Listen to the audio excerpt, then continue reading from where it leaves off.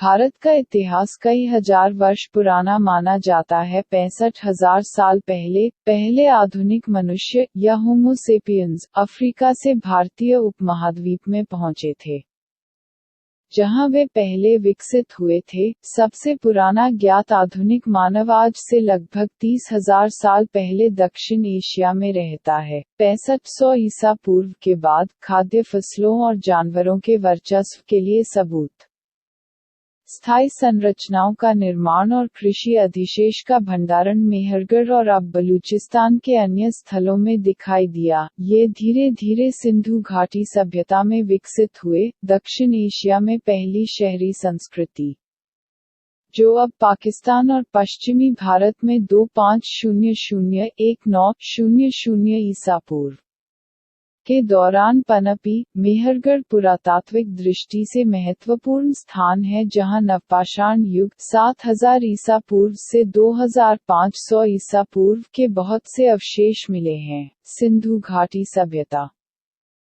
जिसका आरंभ काल लगभग 3300 ईसा पूर्व से माना जाता है, प्राचीन मिस्र और सुमेर सभ्यता के साथ विश्व की प्राचीनतम सभ्यता में से एक है। इस सभ्यता की लिपि अब तक सफलतापूर्वक पढ़ी नहीं जा सकी है। सिंधु घाटी सभ्यता वर्तमान पाकिस्तान और उससे सटे भारतीय प्रदेशों में फैली थी। पुरातत्व प्रमाणों के आधार पर 1900 ईसा पूर्व के आसपास इस सभ्यता का अकस्मात पतन हो गया। 19वीं शताब्दी के पाश्चात्य विद्वानों के प्रचलित दृष्टिकोणों के अनुसार आर्यों का एक वर्ग भारतीय उप महाद्वीप की सीमाओं पर 2000 ईसा पूर्व के आसपास पहुंचा और पहले पंजाब में बस गया और यहीं ऋग्वेद की ऋचाओं की रचना की गई। आर्यों द्वारा उत्तर तथा मध्य भारत में एक विकसित सभ्यता का निर्माण किया गया, जिसे वैदिक सभ्यता भी कहते हैं। प्राचीन भारत के इतिहास में वैदिक सभ्यता सबसे प्रारंभिक सभ्यता है, जिसका संबंध आर्यों के आगमन से है। इसका नामकरण आर्यों के प्रारंभिक साहित्य वेदों के नाम पर किया गया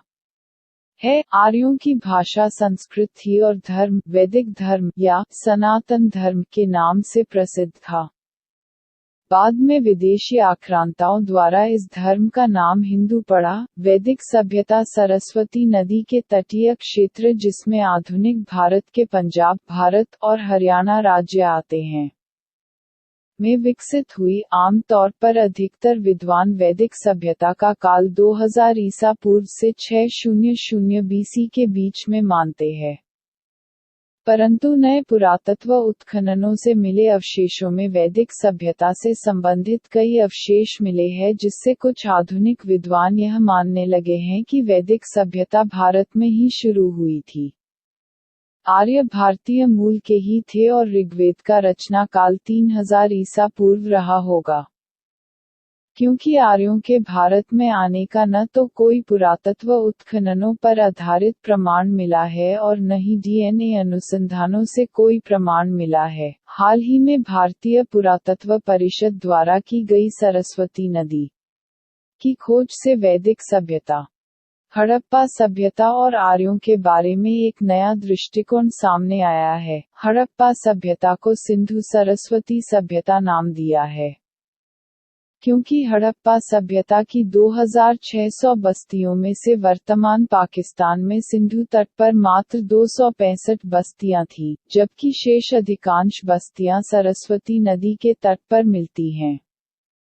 सरस्वती एक विशाल नदी थी, पहाड़ों को तोड़ती हुई निकलती थी और मैदानों से होती हुई समुद्र में जाकर विलीन हो जाती थी। इसका वर्णन ऋग्वेद में बार बार आता है।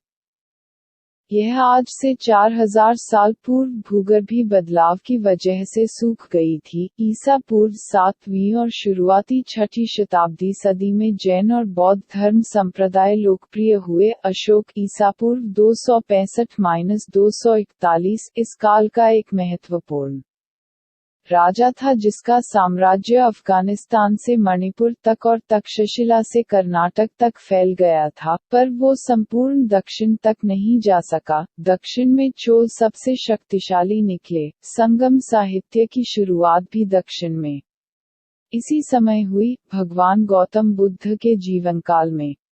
ईसा पूर्व 7वीं और शुरुआती 6वीं शताब्दी के दौरान 16 बड़ी शक्तियां, महाजनपद, विद्यमान थे। अति महत्वपूर्ण गणराज्यों में कपिलवस्तु के शाक्य और वैशाली के लिच्छवी गणराज्य थे। गणराज्यों के अलावा राजतंत्रीय राज्य भी थे, जिनमें से कौशाम्बी, वत्स, मगध, कोशल, कुरु, पांचाल, चेदी और अवती महत्वपूर्ण थे। इन राज्यों का शासन ऐसे शक्तिशाली व्यक्तियों के पास था जिन्होंने राज्य विस्तार और पड़ोसी राज्यों को अपने में मिलाने की नीति अपना रखी थी। तथापि गणराज्यात्मक राज्यों के तब भी स्पष्ट संकेत थे जब राजाओं के अधीन राज्यों का विस्तार हो रहा था। इसके बाद भारत छोटे छोटे साम्राज्यों में बंट गया। 8वीं सदी में सिंध पर अरबों का अधिकार हो गया। यह इस्लाम का प्रवेश माना जाता है। 12वीं सदी के अंत तक दिल्ली की गद्दी पर तुर्क दासों का शासन आ गया,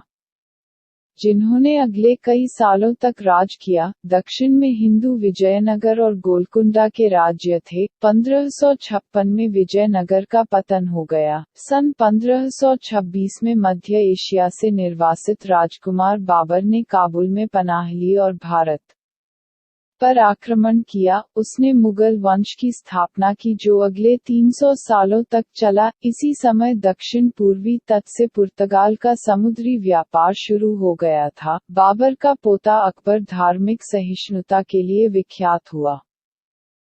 उसने हिंदुओं पर से जिज़िया कर हटा लिया। 1659 में औरंगजेब ने इसे फिर से लागू कर दिया। औरंगजेब ने कश्मीर में तथा अन्य स्थानों पर हिंदुओं को बलात् मुसलमान बनवाया। उसी समय केंद्रीय और दक्षिण भारत में शिवाजी के नेतृत्व में मराठे शक्तिशाली हो रहे थे। औरंगजेब ने दक्षिण की ओर ध्यान लगाया तो उत्तर में सिखों का उदय हो गया। औरंगजेब के मरते ही 1707 मुगल साम्राज्य बिखर गया। अंग्रेजों ने डचों, पुर्तगालियों तथा फ्रांसीसियों को भगाकर भारत पर व्यापार का अधिकार सुनिश्चित किया और 1857 के एक विद्रोह को कुचलने के बाद सत्ता पर काबिज हो गए। भारत को आज़ादी 1947 में मिली, जिसमें महात्मा गांधी के अहिंसा आधारित आंदोलन का योगदान महत्वपूर्ण था। 1947 के बाद से भारत में गणतांत्रिक शासन लागू है। आज़ादी के समय ही भारत का विभाजन हुआ, जिससे पाकिस्तान का जन्म हुआ और दोनों देशों में कश्मीर सहित अन्य मुद्दों पर तनाव बना हुआ है।